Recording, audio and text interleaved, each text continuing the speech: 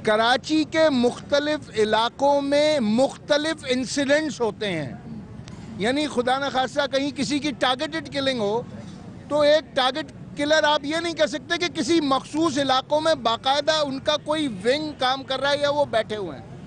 मगर बदकिस्मती से लियारी के गरीब और ऐसे अवाम जो कि तरक्की करना जिनका हक है वो यरगमाल बने हुए हैं चंद ऐसे क्रिमिनल्स के हाथों जो वहाँ पर मौजूद हैं, वहाँ पर बैठे हुए हैं, वहाँ पर इस्टेब्लिश्ड हैं। उनके बाकायदा वहाँ से गैंग वॉर के लोग निकलते हैं जो पूरी कराची में तमाम इंडस्ट्रियलिस्ट को, तमाम ताजिरों को, लोगों को कत्ल गारतगरी में इन्वॉल्व हैं और उसके बाद वो वहाँ जाकर मीडिया से बात करते हैं। मीडिया को अवेलेबल हैं वो लोग, पुलिस को कभी अवेलेबल नहीं है। अच्छा, ये तो अब हुकूमत खुद कह रही है, इसलिए मैं तो कुछ नहीं कह सकती। मगर अभी यूथ ने बड़े खरे खरे सवाल करने हैं और यहाँ जो लोग खड़े हुए हैं वो भी उनमें से भी कुछ इंटरेस्टेड हैं। हैदर भाई मौजूद हैं और सियासतदानों से मायूसी और एक अमनो अमान बहुत बड़ी वजह है कि लोग सियासतदानों की तरफ मायूसी से देख रहे हैं। क्या सियासतदान नाकाम हो चुके हैं? क्या अगले इंतखाबात में कोई बड़ा अपसेट कराची में भी हो सकता है? एक छोटी सी ब्रेक के बाद वापस आएंगे। हमारे साथ रहेगा कैफे प्याला कराची से।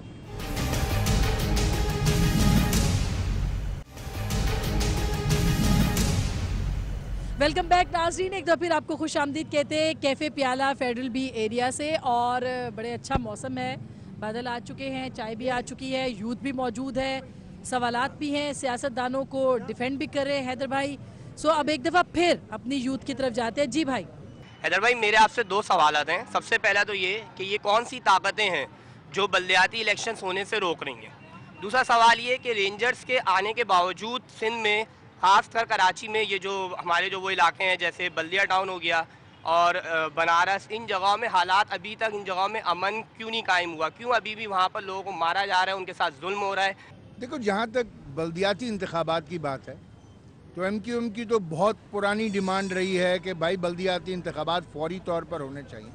हाँ, मगर जो बड़ी जमातें हैं, चाहे वो पाकिस्तान पीपल्स पार्टी हो, चाहे वो PMLN हो, और शायद खैबर पख्तूनख्वा में ANP भी करा सकती है बल्दियाती इंतखाबात, मगर इनको सूट नहीं करता सियासी तौर पर कि वो बल्दियाती इंतखाबात कराएं। और हुकूमत ऐसी हुकूमत है, सिस्टम ऐसा सिस्टम है कि जिसमें थर्ड टियर ऑफ गवर्नमेंट तो एग्जिस्ट कर ही नहीं रहा, जबकि कॉन्स्टिट्यूशनल जिम्मेदारी आर्टिकल 142A के तहत के वो उसको कंडक्ट कराएं। मगर उसमें मसला यह है कि वो जो सियासी जागीरदार और वडेरे हैं वो इख्तियारात नीचे देना ही नहीं चाहते। और जहाँ तक इसकी बात की इन्होंने कि कराची में जो मखसूस इलाकों का लॉ एंड ऑर्डर है, तो फिर उस सिचुएशन में तो जाहिर है कि कुछ इंटरेस्ट ग्रुप ऐसे हैं कि जिनको वो सूट नहीं करता। और किसी मखसूस कौमियत के हवाले से मैं इसलिए बात नहीं करूँगा कि चाहे वो मखसूस कौमियत हो, चाहे वो मखसूस मसलक हो, टारगेटेड किलिंग इस शहर में तो हर एंगल से मौजूद है।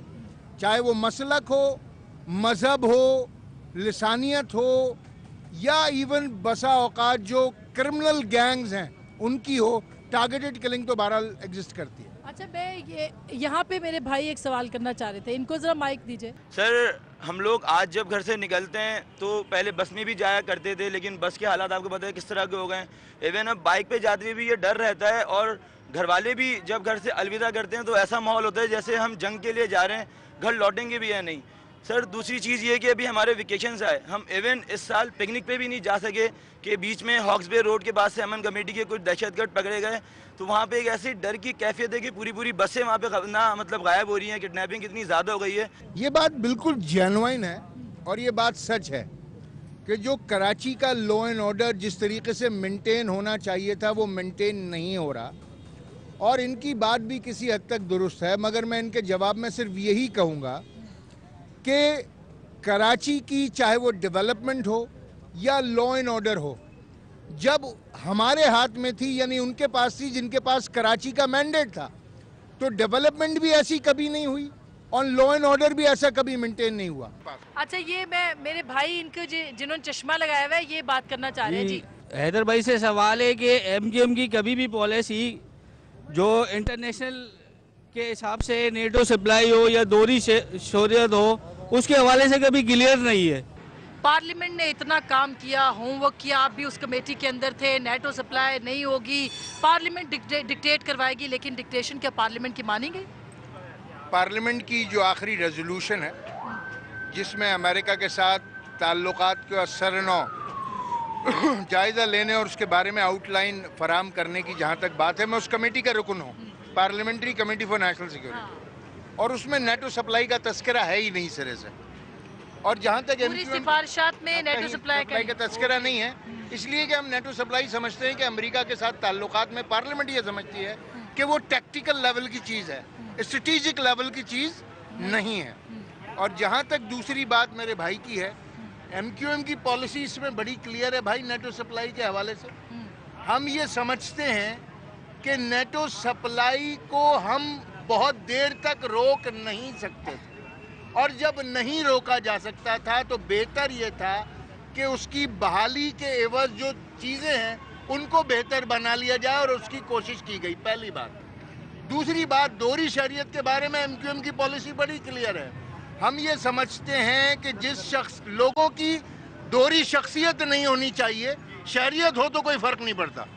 हैदर भाई, एक सवाल तो आपसे ये करने कि कराची में पख्तून आबादी में पख्तून मारा जाता है, उर्दू स्पीकिंग आबादी में उर्दू स्पीकिंग आबादी में पख्तून, और पख्तून आबादी में उर्दू स्पीकिंग मारा जाता है। तो मैं एक सियासी वर्कर कराची से PTI की तरफ से आपसे पूछना चाहता हूँ कि मेरे नज़र में कराची में उसूली सियासत ख़त्म हो गई है, जो उसूल की सियासत होती है वो ख़त्म हो गई। और दूसरा सवाल ये कि हैदर भाई, आप माशाल्लाह पार्लियामेंट में जाते हो, पार्लियामेंट के मेंबर हो, तो मेरा एक सवाल है, एक वर्कर PTI का, पार्लियामेंट में जो लोग आपको मिलेंगे उनको मेरा एक मैसेज दे, मेरा ये मैसेज दे उनको कि इंशाअल्लाह ताला पंजाब के शहरी इलाकों से पाकिस्तान पीपल पार्टी, पाकिस्तान मुस्लिम लीग काफ, PMLN एक सीट भी नहीं उठाएगी, और किसी जमात ने भी शहरी इलाकों से एक सीट विन कर दी तो मैं अपनी 16 साल पॉलिटिक्स से इस्तीफा दे दूंगा और सियासत छोड़ दूंगा। ये मेरी एक राय है। देखो, मैं तुम्हें एक बात बताऊं बेटा, तुम सियासत के तालिब इल्म हो और अल्लाह करे कि तुम बहुत आगे जाओ। एक बात याद रखना कि सियासत में कभी कोई स्वीपिंग स्टेटमेंट मत देना। स्वीपिंग स्टेटमेंट का मतलब समझते हो कि ये तो हर हाल में हो जाएगा, और अगर ऐसा नहीं हुआ तो मैं ये कर दूंगा। मिसाल के तौर पर ये सामने बिल्डिंग है, तुम इसकी छत पे मुझसे खड़े होकर कहो कि हैदर भाई अगर आपने मुझे 100 रुपए नहीं दिए तो मैं भी छत से छलांग लगा दूंगा। अगर मैंने नहीं दिए तो दोनों तरीके से नुकसान तुम्हारा, या तो तुम्हारी बात और इज्जत गई या फिर तुम्हारी जिंदगी गई। तो स्वीपिंग नहीं, देखो ये कहा करो कि अल्लाह ताला, हम इंशाल्लाह पूरी कोशिश करेंगे कि पंजाब के अर्बन एरिया से PTI भरपूर कामयाबी हासिल करे। अगर ये कहोगे कि एक भी सीट नहीं जाएगी और अगर एक चली गई तो you will be proven wrong. शहरी इलाकों से अगर एक भी चली गई, इतना बड़ा दावा नहीं करते सियासत में। मैं सिर्फ एक तरीक़ेकार बता रहा हूँ अपने छोटे भाई होने की हैसियत से, कभी स्वीपिंग स्टेटमेंट मत देना। और जहाँ तक ये पख्तून और मुहाजिर और ये सारे एलिमेंट, देखो कराची में एक तरीके की जो टारगेटेड किलिंग है, ये एक सब्जेक्ट है उसका। यहाँ पर फिरका वाराना या मसलक की बुनियाद पर कत्ल होते हैं, रोज हो रहे हैं। मुंतजर मेहदी का आज भी शहादत हुई है। इसके अलावा मजहब की बुनियाद पर लोगों को यहाँ मारा जाता है। इसके अलावा मुख्तलिफ गैंग वॉर की लड़ाइयों में यहाँ लोग मरते हैं। मतलब मैं 10 ऐसे मुख्तलिफ एंगल्स बता सकता हूँ जिनकी बुनियाद पर यहाँ पर किलिंग्स होती हैं शहर में, और ये शहर का अलमिया है। मैं मानता हूँ उसको कि जहाँ पर मसलक की, मजहब की, ज़बान की, पैसे की, क्रिमिनलाइजेशन की, गैंग वॉर की, अंडरवर्ल्ड की, माफियाज की लड़ाइयों में, और फिर ज़ाती दुश्मनियों में। और कुछ लड़ाइयाँ ऐसी भी हैं कि लोग वजीरिस्तान का बदला भी कराची में लेते हैं, खुशाब का बदला भी कराची में लिया जाता है, बन्नू का बदला भी कराची में लिया जाता है। वो एक दूसरे के पीछे आकर खानदानी लड़ाइयाँ वहाँ पर हैं। छुप एक ज़माना था जब हम छोटे थे, कराची वाले, हमारे बचपन में लोग यहाँ क्राइम करते थे और भागकर कबायली इलाकों में छुप जाते थे। अब उल्टा हो गया है, कबायली इलाकों में लोग क्राइम करते हैं, कराची आकर अच्छा, छुप रहमान जाते हैं। मलिक तो कहते हैं गर्लफ्रेंड्स भी मार देती है। ऐसे भी इंसिडेंटेस है। अच्छा, ये आपके पास माइक नहीं है, एक सेकंड आप इनको बात करें जी। पहली बात तो ये कि कलाशनकोव कल्चर किसने मुतारिफ करवाया इदारों में, ये सवाल भी है। दूसरा ये है कि सियासत करना और सियासत के बाहर रहना दो चीज़ें हैं।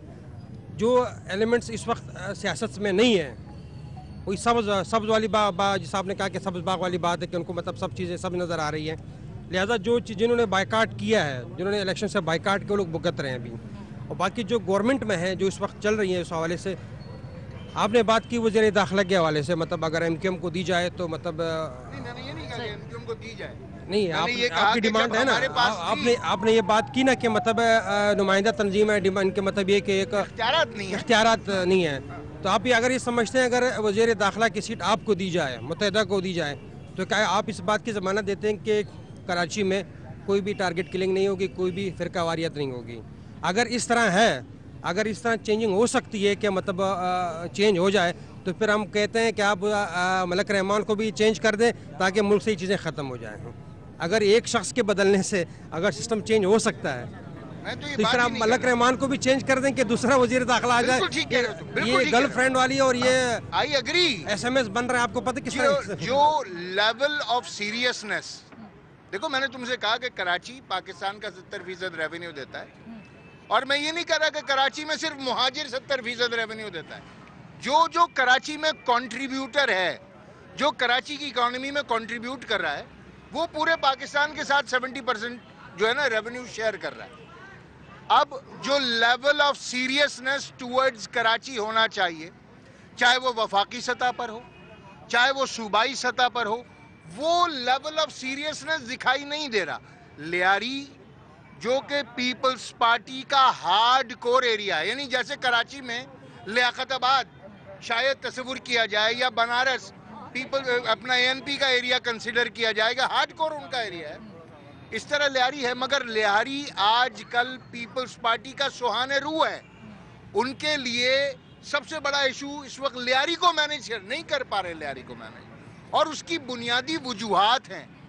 वहाँ पर एक लड़ाई चल रही है जो कि क्रिमिनल एंगल से भी है, गैंग वॉर एंगल से भी है। वहाँ पर कहा जाता है कि कुछ ऐसे अनासिर भी मौजूद हैं जो पाकिस्तान दुश्मन हैं, कुछ ऐसे अनासिर भी मौजूद हैं जो पाकिस्तान में एक मखसूस मजहबी माइंडसेट को जाहिर करते हैं, कुछ ऐसे एलिमेंट भी हैं जो कराची के मुख्तलिफ क्रिमिनल्स वहाँ पर जाकर जमा हो गए। तो वो एक कॉम्प्लेक्सिटी डेवलप हो गई है वहाँ पर, और जिस लेवल से उसको डील किया जाना चाहिए, इंटरेस्ट लेवल से, वो नहीं हो रहा। अच्छा, मैंने एक ब्रेक लेनी है। मैं अभी भी ये इस ब्रेक के बाद सियासतदानों से आपके जो शिकवे हैं, खुद आप लोग पॉलिटिकल लीडर्स हो, कल को जाके अपनी अपनी कॉन्स्टिट्यूंसी से इलेक्शन लड़ोगे, तो वो शिकवे यूथ क्या अभी भी करती है? और मेरे कुछ बुजुर्ग भी यहाँ पे एक उठ के नाराज़ होकर चले गए, काफ़ी देर से कह रहे हैं, उनको भी मैं टाइम देना चाहती हूँ। इधर एक नौजवान भी है।